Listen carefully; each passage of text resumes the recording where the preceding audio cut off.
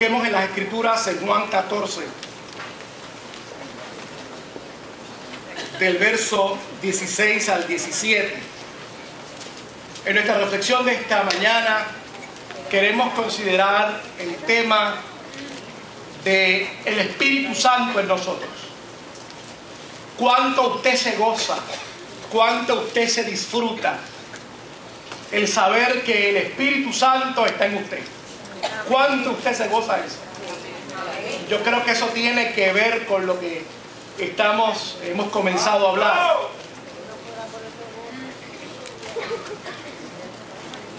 Jesús estableció claro en su paradigma, no un paradigma triunfalista, sino un paradigma de triunfo.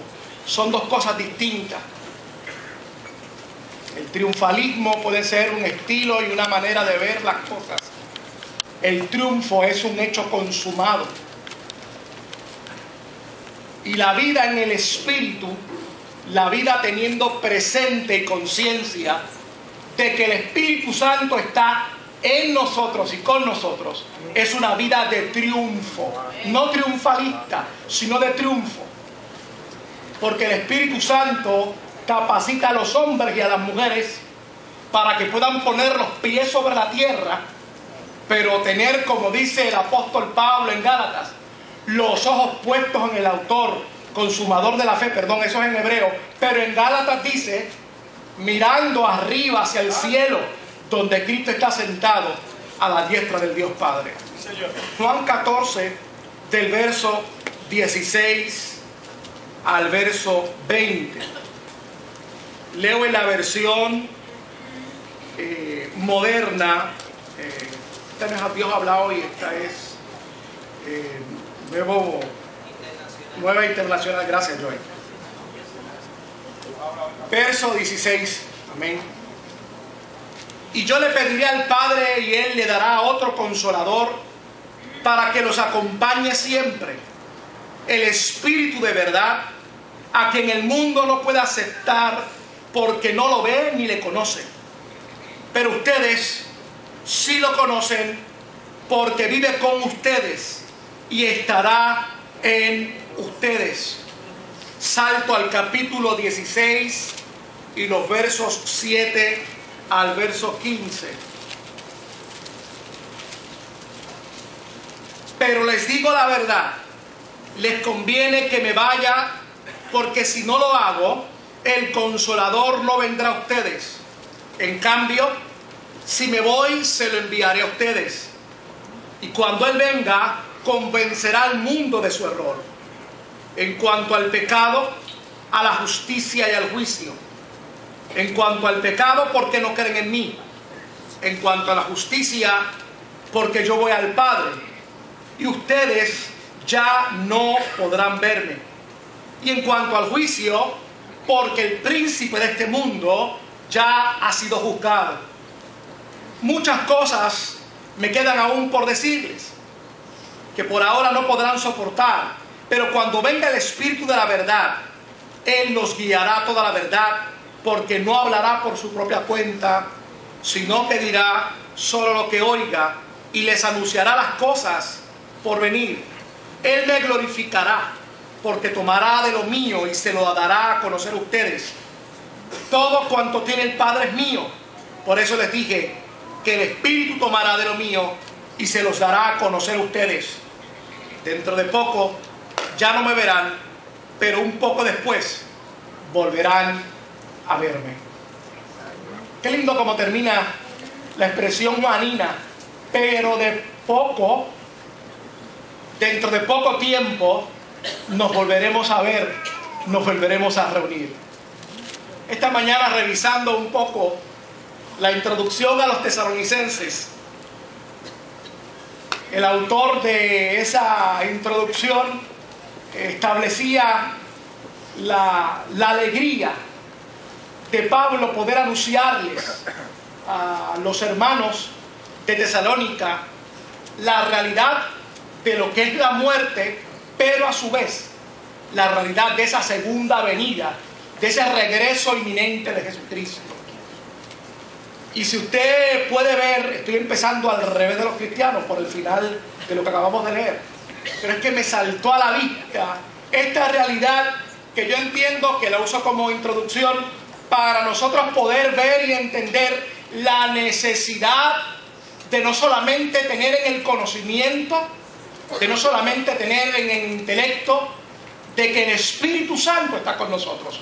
Pablo puede hablar de esta realidad y de este gozo, de la segunda venida de Jesucristo, y más adelante Pedro hace la aclaración, no como algunos tienen por tardanza o algunos entienden que esto no se va a dar. Dentro del contexto de Pablo, el Espíritu Santo puede activar esa llama, esa chispa, esa esperanza que meramente deja de ser un concepto intelectual para ser un concepto que se vive en el presente y en el ahora. Y el Espíritu Santo inspira a Pedro para decir, porque 1000 años es como un día y un día es como 1000 años para el Señor. ¡Qué lindo!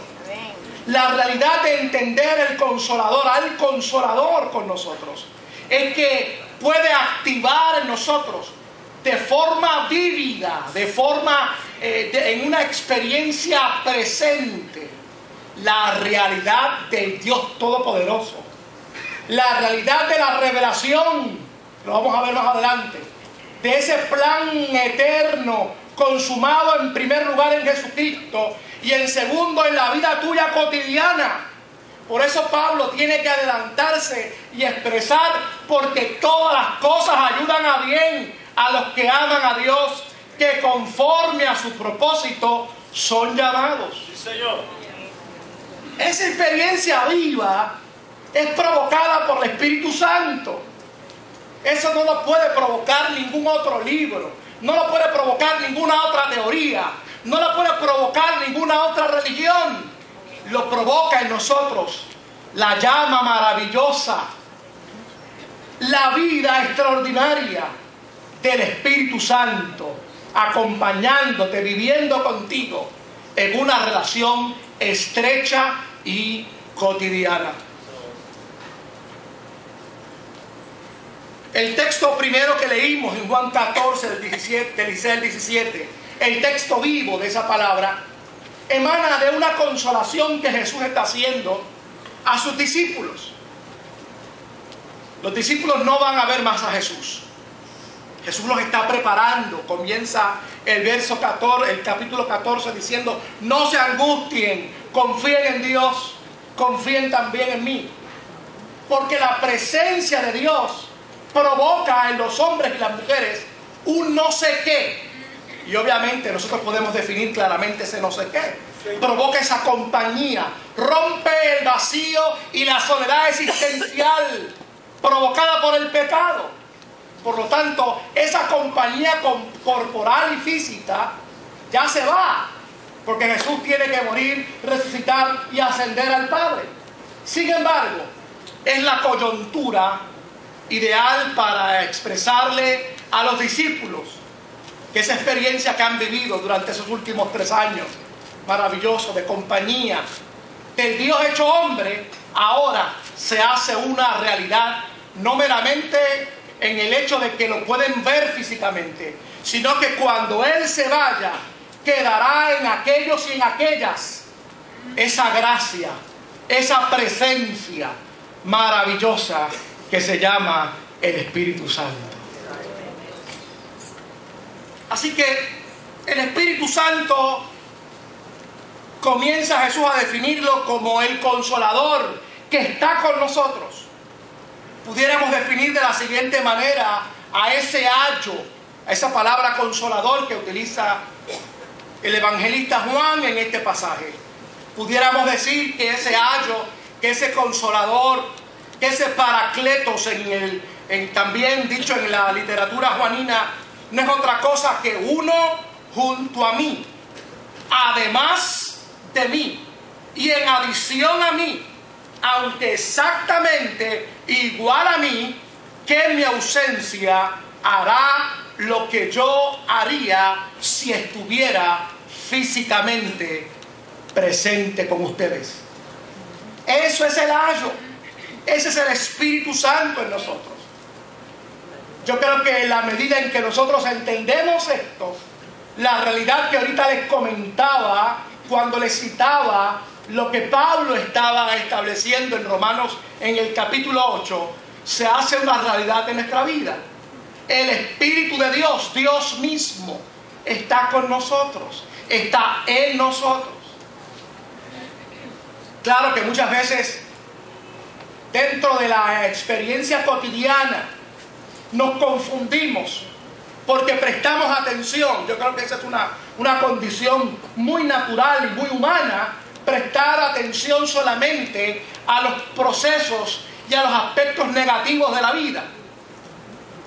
No vivimos en el aspecto positivo. Inclusive, si escuchamos a una persona solamente hablar de los aspectos positivos del día, al final del mismo, algunos de nosotros llegaremos a la conclusión que está fuera de la realidad.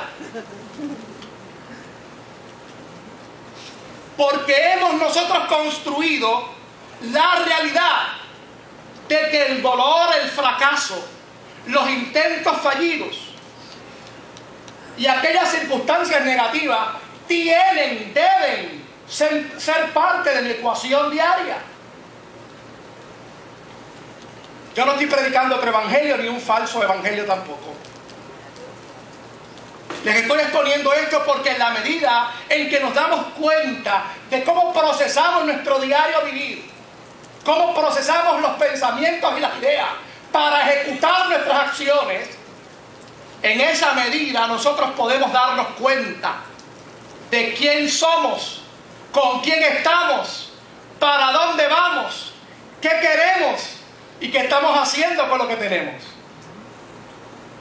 Y en la medida en que nos damos cuenta de que el ayo, el Consolador, está con nosotros y está en nosotros, en esa medida responderemos a la visión, propósito, a lo que el Señor maravilloso, el Dios que te ama, el Dios que te mima, el Dios que te regaló un nuevo día, el Dios que te da su misericordia nueva cada mañana, desea para ti todos los días.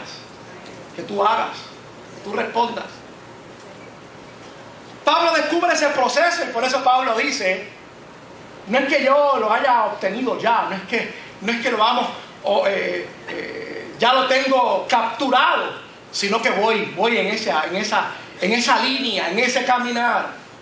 Y yo creo que nosotros confundimos mucho el hecho de que nos fijamos, repito, en estos detalles de la vida que son muy naturales, porque estamos todavía en la carne y estamos viviendo rodeados de un mundo imperfecto.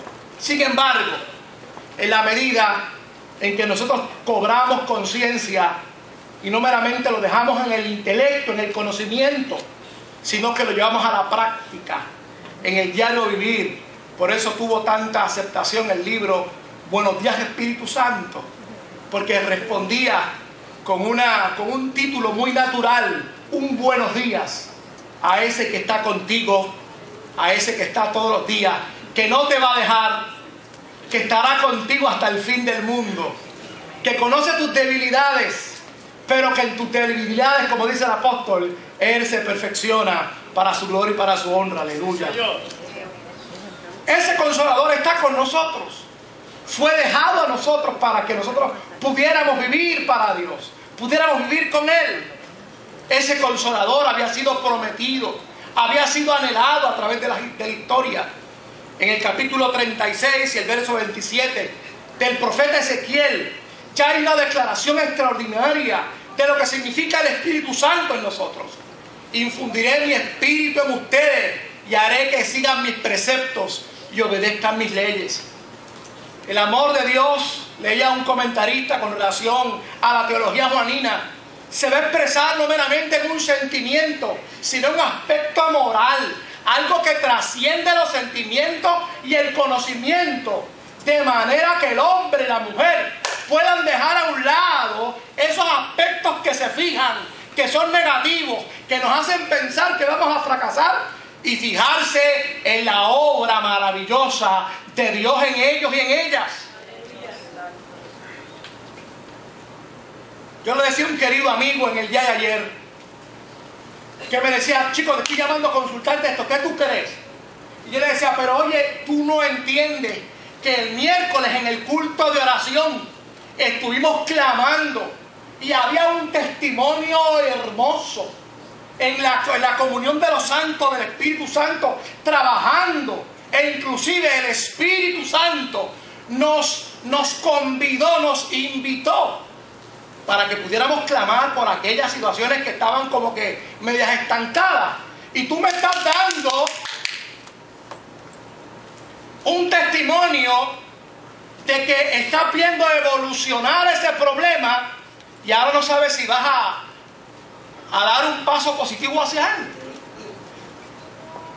Es que el Espíritu Santo hace en nosotros que podamos entender aquello que sencillamente puede ser lógico y nosotros responder no, pero una vez el Espíritu que está en ti te hace entender la verdad de Dios, la realidad de Dios, aunque tú no tengas el deseo, aunque tú no tengas la pasión humana, el sentimiento humano, pero tú podrás obedecer su ley, obedecer la voluntad de Dios y sus preceptos. Señor. Esa promesa del Espíritu Santo, a ese nivel de realidad, es la promesa que ya está en tu vida y en mi vida, que fue dejada por el Rey de Reyes y Señor de Señores. Repito este precepto que les compartí hace minutos con ustedes con relación a la teología juanina, y que cuando lo pude entender como que se abrieron muchas cosas en mi mente, porque cuando lees entonces primera, segunda y tercera de Juan, puedes entender no solamente el concepto del amor ágape, sino que cómo ese amor ágape se traduce en la manera en que Juan lo introduce a la vida cotidiana. Todo eso es posible porque el Espíritu Santo está en nosotros. Y en la medida en que el Espíritu Santo está en nosotros, las decisiones que tomamos para el diario vivir no meramente estarán consagradas en lo que tú conoces de tus fracasos, no meramente estarán consagradas en lo que tú conoces de ti mismo o de ti misma, sino que estarán consagradas en hacer la voluntad de Dios, en seguir el precepto de Dios, en afinar el sentido del Espíritu para vivir para Él, en Él, para su gloria y su honra. Es una promesa porque el profeta Joel lo había dicho en el capítulo 2 y verso 28, cuando dice de la siguiente manera, un texto muy conocido: después de esto derramaré de mi espíritu sobre todo el género humano. Los hijos y las hijas de ustedes profetizarán, tendrán sueños los ancianos, y visiones los jóvenes. Esto es algo extraordinario de lo que el Espíritu Santo hace en nosotros. La capacidad para trascender, la capacidad para poder ser informados de la gracia de Dios en nosotros a través de procesos muy únicos, muy trascendentes, muy especiales, sueños, visiones, profecías. Podemos nosotros declarar la voluntad de Dios, no como el mundo vive. El mundo está estancado, no sabe para dónde va, porque no tiene el Espíritu Santo. Jesús lo dijo, no le conoce, no le ve, pero nosotros, a través de la experiencia maravillosa de Jesucristo, le conocemos porque lo tenemos, lo vivimos. Es una promesa el Espíritu Santo porque Jesús lo dijo en Mateo 13, el verso 11, cuando dijo: yo los bautizo a ustedes, esto lo expresó Juan, con agua para que se arrepientan, pero el que viene después de mí es más poderoso que yo, y ni siquiera merezco llevarle las sandalias. Él los bautizará con el Espíritu Santo y con fuego. Es una promesa que ya está en nosotros, y que la iglesia del siglo XXI, los cristianos, las cristianas del siglo XXI, debemos disfrutar a plenitud.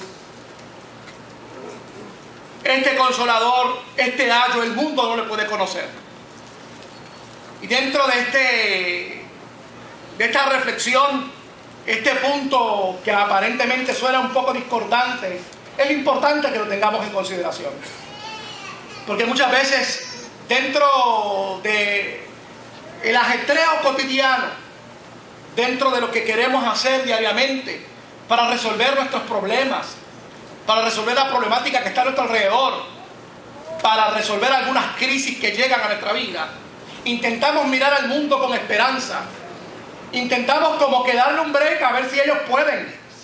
Pero la realidad es que Jesús fue claro y enfático. El mundo no tiene el Espíritu de Dios. El mundo no lo puede ver ni le conoce. No puede entender el Espíritu de verdad.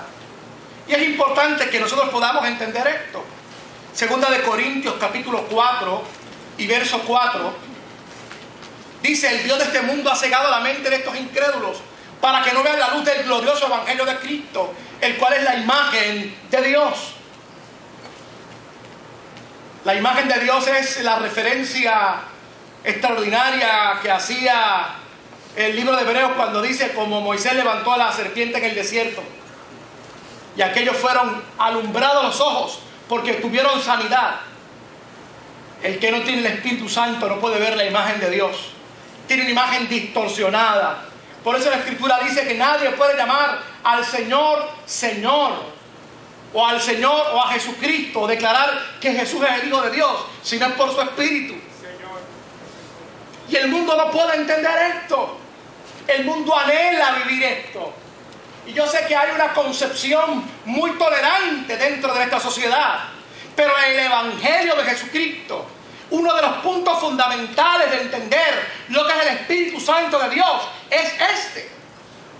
El mundo no tiene al Espíritu Santo de Dios. Si el hombre y la mujer no confiesan a Jesucristo como su único y exclusivo Salvador, no puede tener el Espíritu Santo.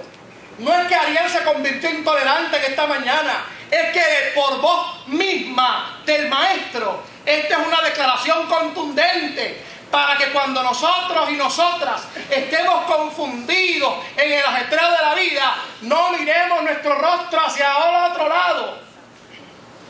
No nos pase como les pasó a los israelitas cuando cruzaron el Mar Rojo, que miraron para atrás y dijeron: si volviéramos otra vez a Egipto, allá por lo menos habían cebolla.